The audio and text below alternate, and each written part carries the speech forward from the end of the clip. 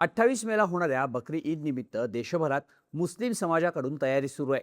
पण भाजप आणि हिंदुत्ववादी कार्यकर्त्यांनी ईदच्या कुर्बानी दरम्यान गोवंशाचा बळी दिला जाणार असल्याचे आरोप केलेत.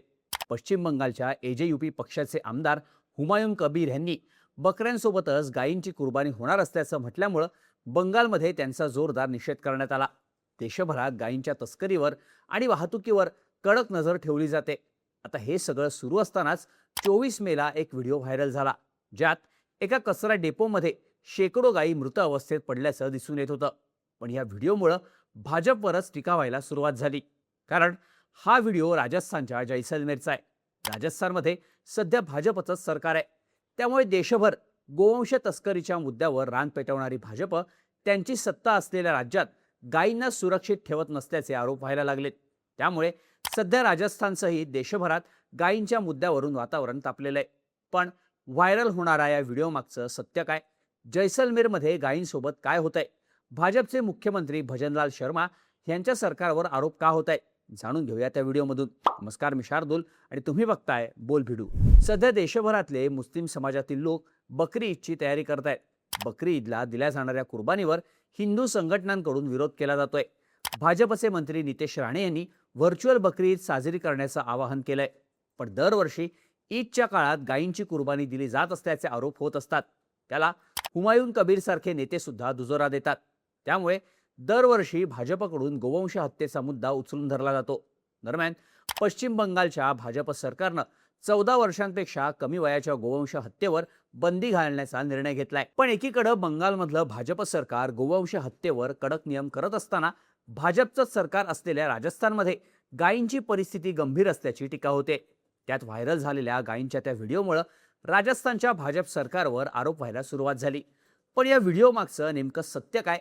तर महापालिका, नगरपालिका किंवा ग्रामपंचायतींच्या हद्दीत अनेकदा बेवारस किंवा एखाद्याचं पाळीव जनावर जसं की श्वान, गाय, म्हैस आणि बैल यांचे मृत्यू होत असतात. बऱ्याचदा ही जनावरं कुणाच्या मालकीची असली तरी त्यांची विल्हेवाट लावली जात नाही. त्यामुळं जनावरं जागीच सडून परिसरात दुर्गंधी पसरते आणि नागरिकांच्या आरोग्याचा प्रश्न निर्माण होतो. त्यावरच उपाय म्हणून नगरपालिकांसारख्या यंत्रणा अशा मृत जनावरांची विल्हेवाट लावण्यासाठी दरवर्षी एक टेंडर काढत असतात. नियमानुसार जनावर मृत झाल्याचं कळताच ठेकेदारानं व्यवस्था करून ते उचलणं अपेक्षित असतं.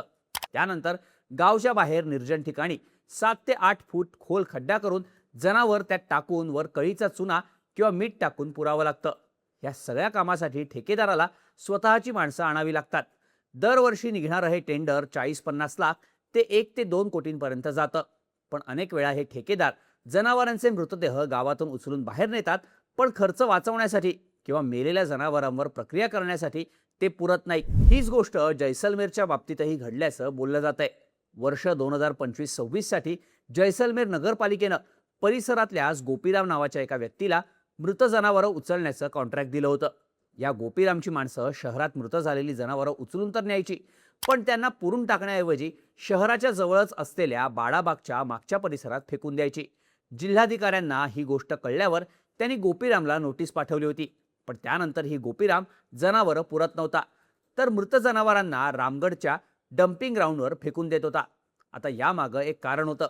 मृत झालेल्या जनावरांची विल्हेवाट लावण्याच्या 2 पद्धती असतात. पहिली, त्यांना थेट पुरून टाकणं किंवा दुसरं म्हणजे त्यावर प्रक्रिया करणं. त्यातल्या दुसऱ्या पद्धतीत ठेकेदाराला 4ही बाजूंनी बंद असलेल्या कारखान्यात प्रक्रिया करावी लागते, ज्यात मृत जनावराला गरम वाफ देऊन त्याचं कातडं, हाडं, शिंग, खूर आणि चरबी वेगळी काढली जाते, ज्याचा बाकी वस्तू बनवण्यासाठी उपयोग होतो. यानंतर जनावराचे उरलेले अवयव खोल खड्ड्यात पुरावे लागतात. पण गोपीराम ही सगळी प्रक्रिया बायपास करायचा.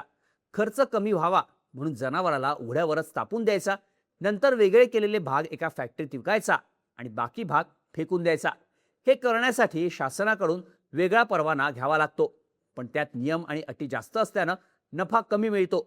म्हणून गोपीराम हे सगळंच अवैध पद्धतीनं करत होता, अशी माहिती आता समोर आली आहे. आता 1-2 मृत जनावरं कुणाच्या लक्षात येत नव्हती, पण गेल्या महिनाभरात जैसलमेर शहरात वेगवेगळ्या कारणांनी गायींच्या मृत्यूचं प्रमाण वाढलंय. गोपीराम या मृत जनावरांचं शरीर रामगड रोडवरच्या डम्पिंग ग्राउंडवर आणून टाकत होता. पण बघता बघता मृत गायींचा आकडा 500च्या वर गेला. अनेक दिवस पडून राहिल्यानं या मृत जनावरांच्या शरीरातून दुर्गंधी यायला लागली. नंतर ही दुर्गंधी शहरापर्यंत पोहोचली. दरम्यान 24 मेला काही तरुणांनी या डम्पिंग ग्राउंडवर जाऊन त्या थरारक दृश्याचा व्हिडिओ शूट करून तो सोशल मीडियावर अपलोड केला. थोड्याच वेळात व्हिडिओ व्हायरल झाल्यानं लोकांनी प्रशासनाला धारेवर धरलं. त्यानंतर 25 मेच्या सकाळी जिल्हाधिकारी अनुपमा जोरवाल यांनी नगरपालिकेचे मुख्याधिकारी आणि पशुपालन विभागाला तातडीनं घटनास्थळावर जाण्याचे आदेश दिले. जैसलमेर नगरपालिकेचे मुख्याधिकारी लाजपाल सिंग सोडा यांनी तातडीनं जेसीबी मशीन लावून सगळे मृतदेह जमिनीत पुरले. परिसराची साफसफाई करून निर्जंतुकीकरण करण्यात आलं. ज्या गोपीरामनं हा सगळा प्रकार केला होता त्याच्याकडून टेंडर काढून घेण्यात आलंय. त्याचं सिक्युरिटी डिपॉझिट जप्त करण्यात आलंय आणि त्याला कायमचं ब्लॅकलिस्ट करण्यात आल्याचं प्रशासनानं सांगितलंय. या प्रकरणाचा तपास करण्यासाठी जिल्हाधिकारी अनुपमा जोरवाल यांनी एक समिती स्थापन केली आहे. नगरपालिकेच्या स्वच्छता निरीक्षकांच्या चौकशीचे आदेशही देण्यात आले. हे सगळं करून प्रशासनानं सावरण्याचा प्रयत्न केला असला तरीही गोरक्षकांनी आणि हिंदू संघटनांनी मात्र आक्रमक पवित्रा घेतला होता. भाजपच्या नेत्यांनी यावर कडक कारवाई होणार असल्याचं सांगितलं असलं तरी विरोधकांनी त्यांना चांगलंच धारेवर धरलंय.